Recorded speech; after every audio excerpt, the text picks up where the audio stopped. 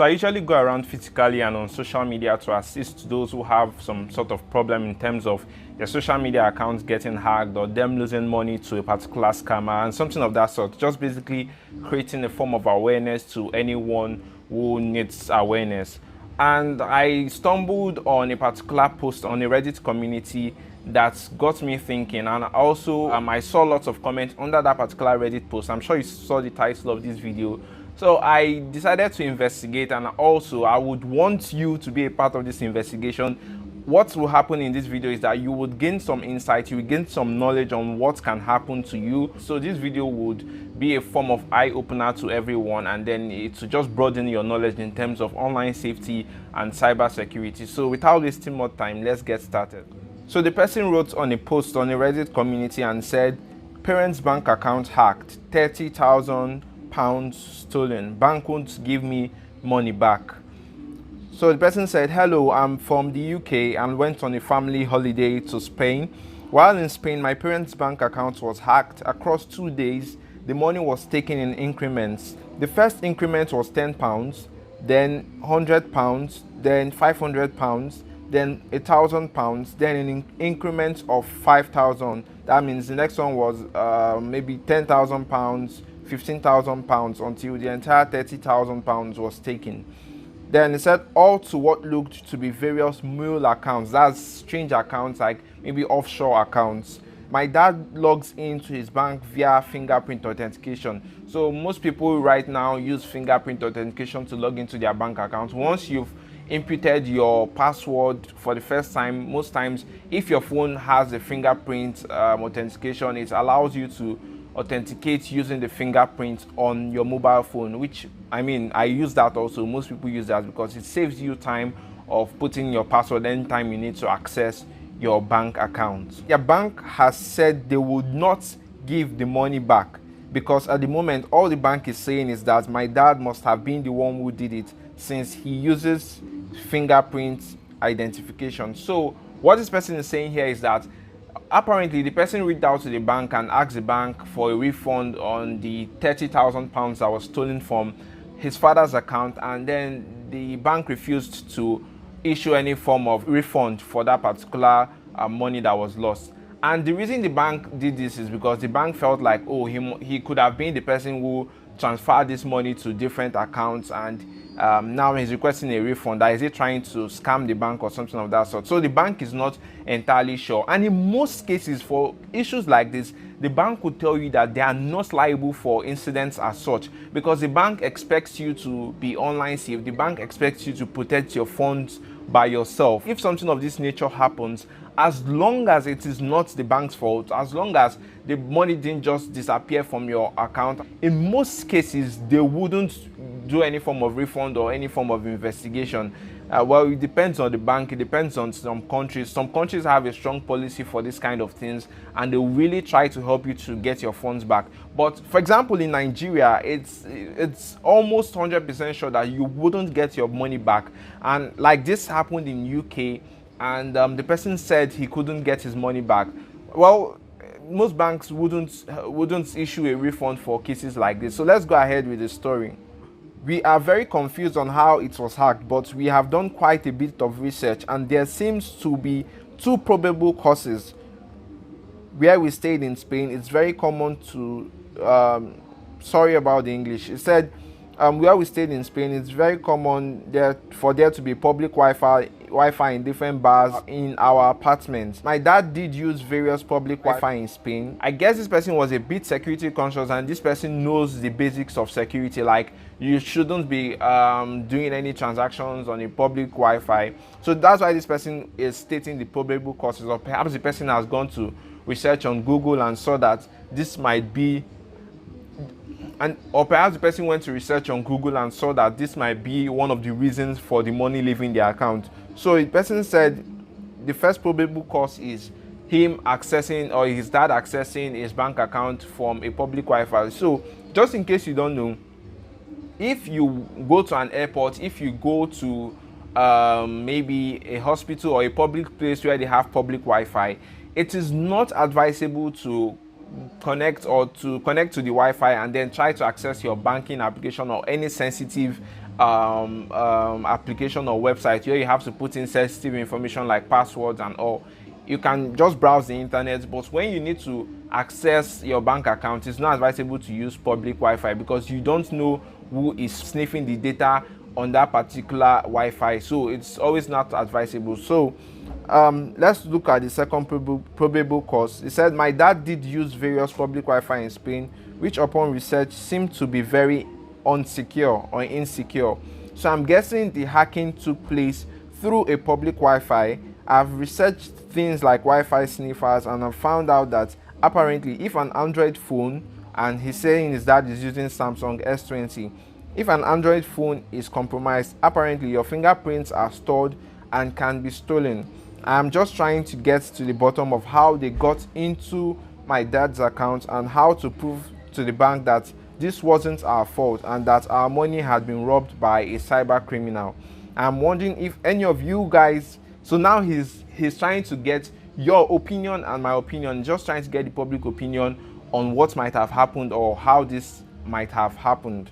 So he said, I'm wondering if any of you guys have suggestions of what we can tell the bank and how you guys think the hackers got into my dad's account.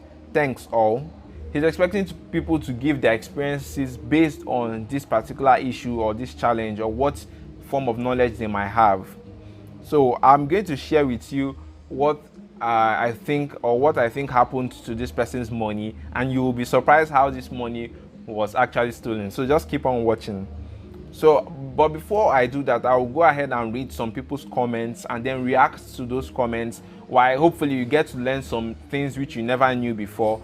And yeah, let's just get started. So the first person that made a comment said, if your parents had £30,000 stolen, you need a lawyer, not Reddit.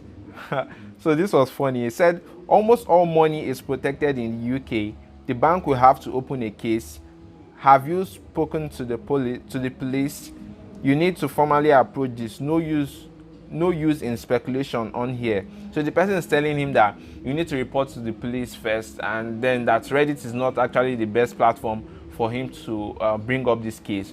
Well, there's one thing I can say, one takeaway I can say, or one positive I can bring out from this person's comments, which is the person ought to report to the police. So in cases like this, or when you have such cases, you need to always make an official report to the police station, no matter your country. Even if you are in Nigeria like I am, where the police really might not do much, but you always need to report to the police in cases of fraud or in cases as such. Because imagine the money is being sent to bank accounts that have been used for fraud or scam in the past. They would think you are affiliated with those bank accounts, and if they are tracing the money back to you, they will think you sent them that amount of money, not knowing that they actually stole that money from your wallet or from your bank account. So you always need to report such cases to the police.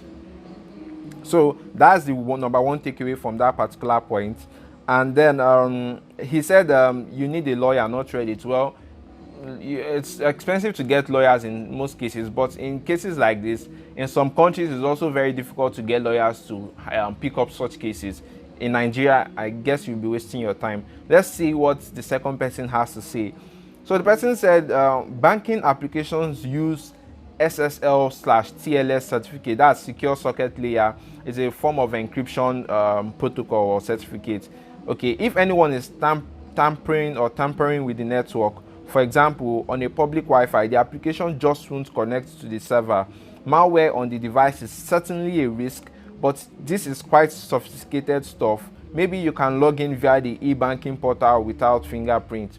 So the person is giving some speculations on why or how the money must have gotten missing from that particular account. So the person is saying here that normally it shouldn't be possible for you to or for hackers to be able to get details from the person's bank account, or even if you are connected to a public Wi-Fi, it shouldn't be possible for them to access the person's banking account details, even if the person is connected via the internet banking platform, like on a website, not even using the mobile application.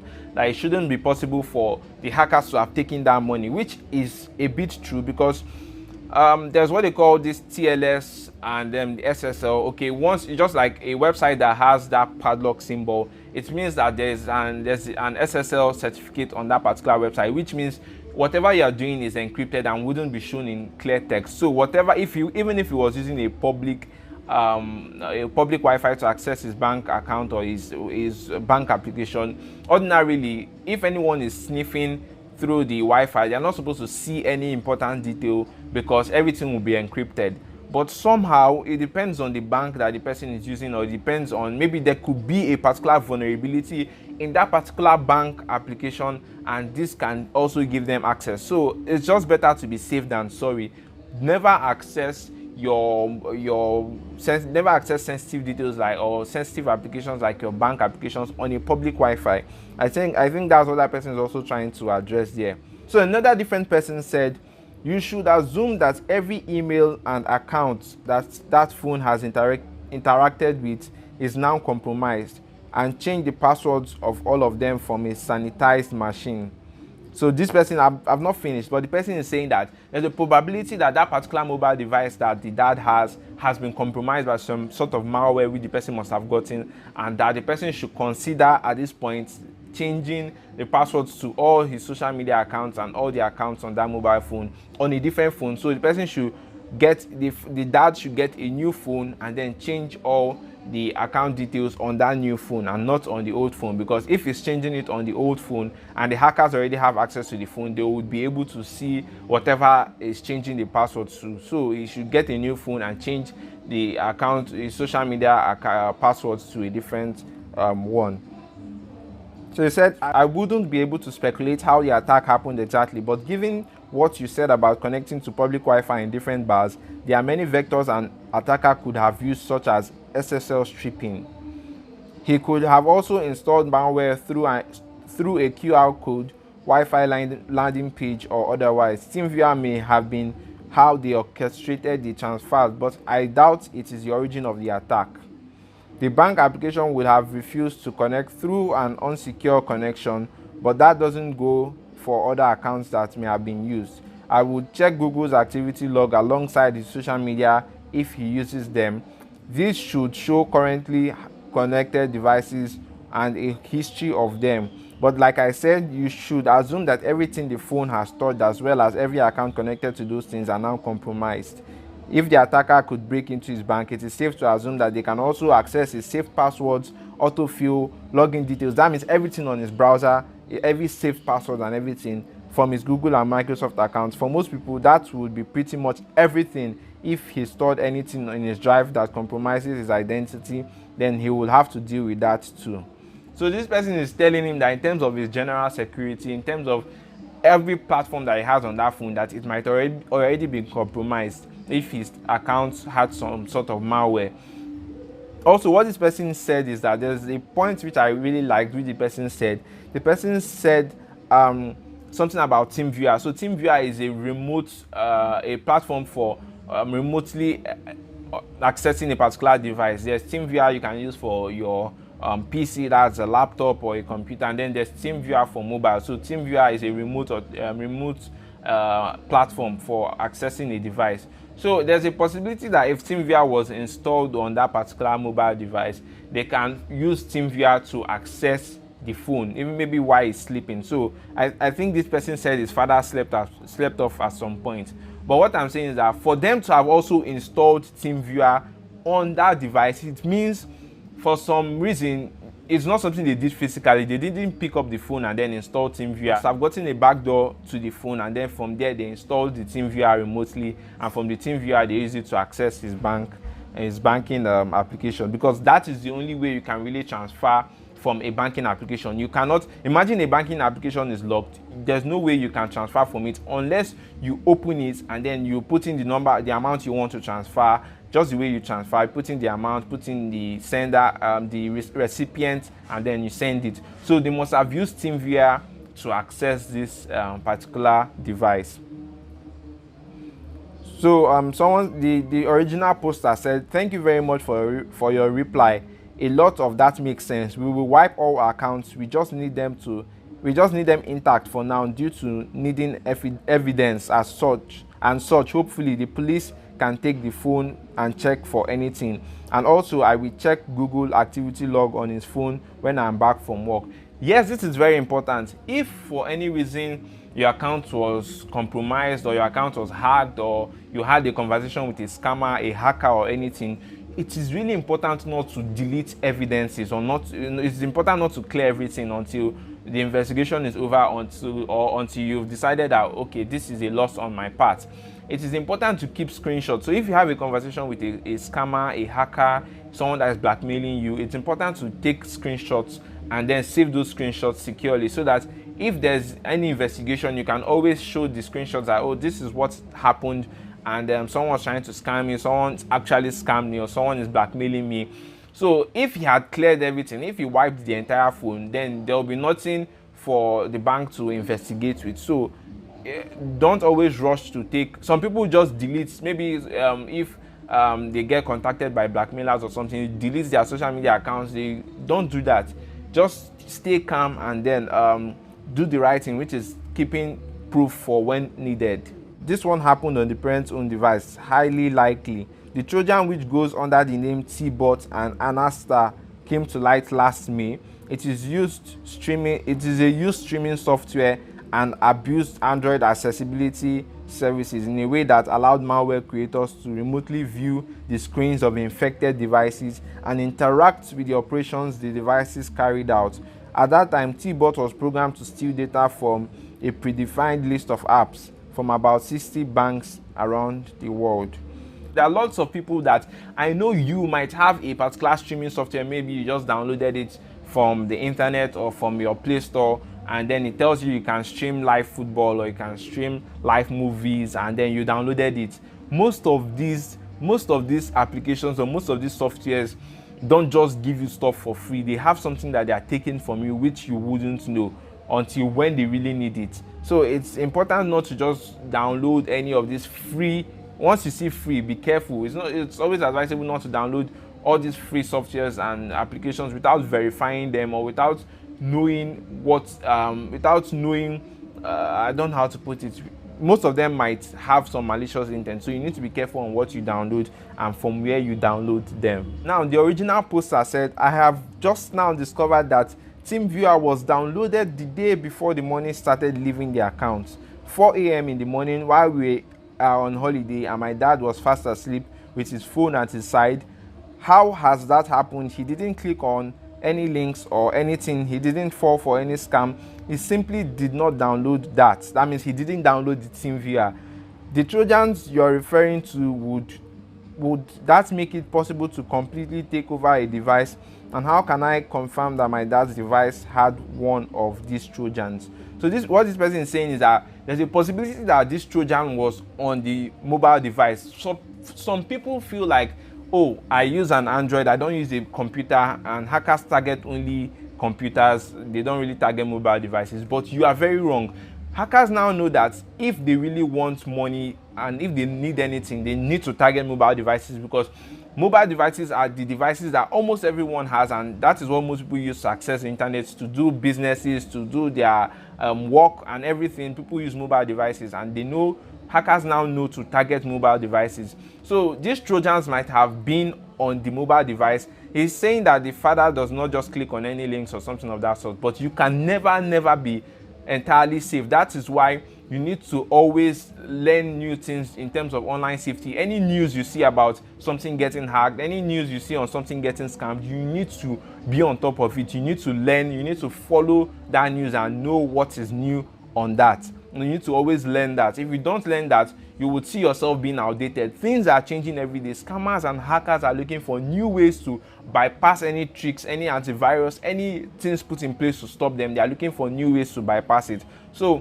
what we do on this channel is to expose any new scams, to expose any ways that scammers and hackers are using to bypass some of your security, or that scammers and hackers are also using to social engineer you. So we expose that on this channel. If you are new on this channel, consider subscribing and turn on that notification bell, and don't forget to leave a like on this video, and hopefully others get to see this video and then learn from it. Let's continue.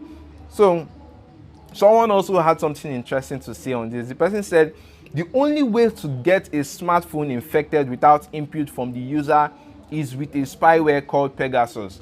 If you don't know what Pegasus is, then you really don't know how powerful hackers can be. Pegasus is a spyware, but it costs a lot. It's very expensive. You will see that later. Pegasus is a particular spyware that affected a lot of devices. I think it started from Israel or so. It was programmed in Israel. Most people had that Pegasus software.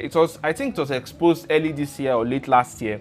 Pegasus is a particular Trojan or malware that affects phones, and then it remains undetected. Even with your antivirus, no antivirus can scan it and then get Pegasus, because Pegasus is a type of spyware that what's the word? But it changes. It does not have one signature, so it changes the way it looks, and it evades antivirus easily. So it's difficult to identify Pegasus. So if there was a possibility that Pegasus was on this mobile device, then this could have been possible. But the person said, however, that stuff is bloody expensive. The price starts in middle 6 digits. That means it's very expensive. Like I told you, it's not something you can just lay your hand on. It's not a cheap spyware. It is more than likely that your dad in fact clicked on some link and installed that malware. He may not remember that. He may not have even noticed, but he definitely did this.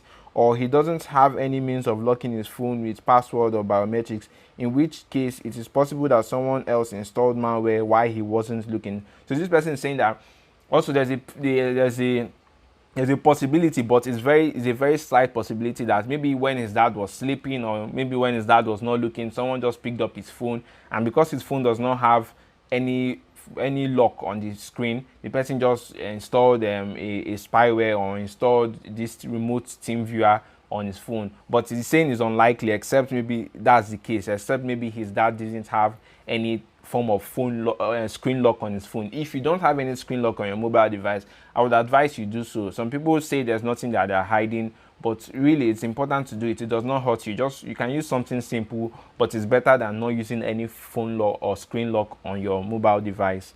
So someone now said again, yeah, remote control was used then. It is now becoming common for threat actors nowadays to use this method to steal money out of victims' accounts. Some banking now doesn't work when they detect a remote control applications on the device. So what the person is saying is that there are some bank applications that are now sophisticated in a way that if, for example, you have TeamViewer open on your phone, the banking application would not open unless you close that TeamViewer. So it will notice that remote control application such as TeamViewer, and it wouldn't, because it might assume that anyone is looking at your phone, and then its security measures put in place in that banking application would not open the banking application. So this is what all banking applications are supposed to implement. Your app is not supposed to open if there's a remote control device open on that phone or enabled on that phone, such as TeamViewer. But I guess some banking applications or some banks have not put that as the security measures in the applications. So the developers should also take note of this. Then the person was now saying, but how was the TeamViewer downloaded onto the device? It wasn't my dad. Like I said, it must have been either, now there are two ways. It's either the dad must have clicked on something or downloaded something that it's a Trojan or a malware that might have given the hacker the access to download the remote TeamViewer to his phone, because now we are sure that TeamViewer was what they used to access his bank application. But how did the person download the TeamViewer is what we are trying to find out, which you will find out soon. Just stay till the end. I'm almost done with this. So someone said, did your dad give his phone to someone or connected or charged from a public outlet through just USB? Or maybe he was asked by someone to install the app for some other purposes.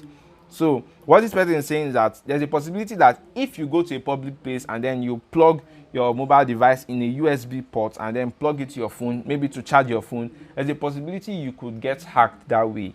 I'm sure most of you don't know this. You might think, oh, this is just a port for me to charge my phone, and then you plug it there and you plug your phone, and that's all. Some of those ports are already affected with some form of malware or some viruses that can install Trojans on your mobile device. So you need to be careful right now the tech world is really crazy. There's nothing that cannot be done. There's nothing, even just a USB charger, something that might look like a USB charger that you think you can just plug to your phone, might actually be if extracting data from your mobile device. I'm sure when you see some of these movies, you will think, oh, this is not real, but these are actually based on real life stuff or things that people are working on. So you just need to be careful. Then he's saying, or maybe he was asked by someone to install the app for some other purposes. So there's a possibility that this is what scammers do. They reach out to elderly people. They tell them that they want to help them access some of their accounts, or they want to help them to update their devices, normal tech support scams, and then they get you to install TeamViewer, which gives them access to your computer. So this person was asking the original poster if there was a possibility that he did that his dad installed the TeamViewer app because someone told him to do so. So he was saying no, that he never did any of this. So someone asked a very important question. So TeamViewer, for you to have access to the remote section of TeamViewer, you need to have the ID of that TeamViewer and the password of that TeamViewer. So someone asked, what phone is it? I know with Google Play Store you can remotely install apps onto your device. Although, how would you actually get any further than just installing with TeamViewer if you didn't have access to the device to get the device ID and passcode? I'm not sure. So what this person is saying is that there's no how the person would have gotten access to his bank application by just installing TeamViewer, that the person must need access to the ID and then the passcode for the TeamViewer to be able to authenticate on the other end, because you can't just that's what you need basically. If you know how TeamViewer works and other, like any desk, there are different type of remote applications or remote softwares like this. So like I said, it's almost like 100% possibility that this person had a malware and the hacker already had access to the phone, and then the hacker installed the TeamViewer remotely, and then from there, since the hacker can see the phone since the hacker has access to the phone, the hacker can see the TeamViewer details. The person can see the screen of the phone and then just type in the details on his own end and gain access to the phone. So obviously this person wouldn't do it during the daytime. The person might have either targeted periods where the person slept, because the person said something about 4 a.m. The hackers will usually target when the person is most likely asleep and then start accessing the phone. So that's what probably happened. So there were lots and lots of comments, really interesting comments. I think I'm getting to the last. Let me just conclude this, because I wouldn't want us to miss some of this information being shared here. And let me just read two more interesting comments. So someone said, fingerprints from your phone cannot be stolen. They are stored in what is called trusted execution environment, secure enclave processor on iPhone, and hardware backed key store on Android are the most common marketing names, and may also be known as TPM, that's Trust Platform Module. So this is actually true. It's difficult for them to just steal your fingerprint and then use it on a different device or use it to access your device. It's almost impossible, but it is not impossible, but it's not something that is easy to do. So that's what this person is just trying to let you know. So by using your fingerprint to lock your mobile device, is still safe, so you can do that.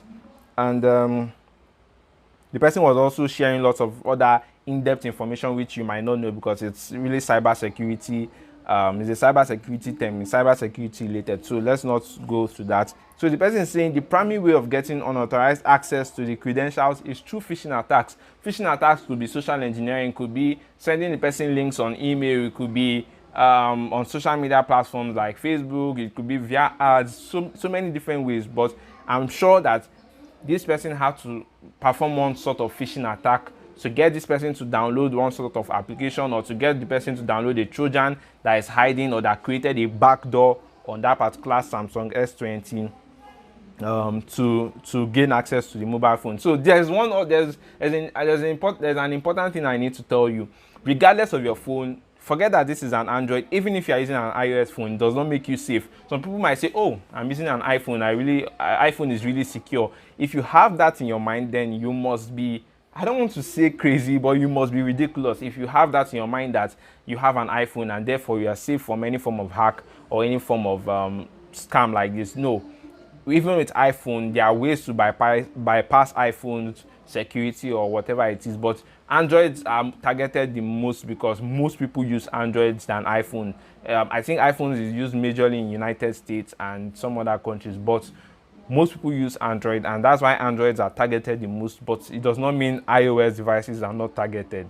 So the final comment says, for them to move it from their personal account to business and then empty it makes it sound like it wasn't a random crime. Dodgy Wi-Fi really ain't an issue anymore. Does someone else in your family or business partner have access to the account? Was anyone at home whilst you were on holiday? So I think this person was just expressing his own terms based on, okay, could this be another way this might have happened? Maybe there's a disgruntled family member or employee that might have had details to or had access to his phone or his details or something of that sort. So that's the point of view this person is bringing. But regardless, I guess that was all on the comments. But regardless, let me just share with you my thoughts. You can never be entirely safe. So what you should know is you need to be able to learn from mistakes that happen to people. You need to be able to learn from mistakes that happens to you. But we all try to avoid those mistakes from happening to us because those mistakes could be really expensive mistakes, like losing £30,000. It's an expensive mistake to have made. £30,000 is a whole lot of money. And so we have to try to avoid that mistakes by, first of all, being in the know of so many things. We need to watch YouTube videos that teaches online safety, like my videos. You need to watch some other videos. There are some other YouTube channels that teach cyber safety or cyber security. Some are high level, but me, I try to explain these things in terms that everyone will understand, even a layman, even an elderly person, just basic terms. I don't use the basic cyber. This is not a cyber security channel where I teach you what TLS is, what SSL is, or what all those cyber security terms is. No, I just expose scams, expose how they are done, expose how these hacks could be done, and how you can keep yourself safe from these things. So it's important for you to just be aware of it. I've seen so many people reach out to me that, oh, their account was hacked, oh, they've lost this money, this hacker stole this amount of money from them, that how can they recover it? And I get so many of these messages, almost from 20 to 30 people in a day, and in some cases I can't help, and in some cases that I can help. It's always very overwhelming for me to handle such situations, especially when I'm not being paid for it, but I just try to do my best in any of these situations. So it's really important for you to remain aware. Try to stay aware of all these things. Don't just be engrossed with watching videos that are only based on entertainment. At least find time to learn on how to keep yourself safe. It's not only if you have money that you need to be worried about your online safety. Thank you for watching this video, and for my subscribers, yeah, I'm happy to be back. And I know this is the first video I'm doing since I went for a 1 month break. I went for a 1 month break from the beginning of August to this point, which is, I guess this should be September 1st if I'm not mistaken. And yeah, I took the break to just help my mental self, and just to see what changes in my YouTube analytics. Does it help me in more revenue? Does it still get me more views? And I just wanted to see how it was. And also, most importantly, the reason I went for a break was because I had an important exam which I needed to take, and I needed all the concentration I could get for that particular exam. That's why I took a 1 month break from YouTube, and I would say it was worth it. It was really good. And if you're that type of person that's asking yourself, should you take a break from YouTube once in a while? Well, I will advise you do. And if you want to see what my revenue looks like after taking this 1 month break from YouTube, if it's increased or if it went down, let me know and I will consider doing a video as such. But aside that, I really thank you for coming back to watch this video, and for you watching this to the end, I really appreciate it. You are one of the top fans here. Thank you, and I will see you in my next video. Watch this video, which you can see on your screen. If you've not watched it before, it's to just help you on your online safety. I'll see you in my next video. Remember to stay safe. Bye bye, guys.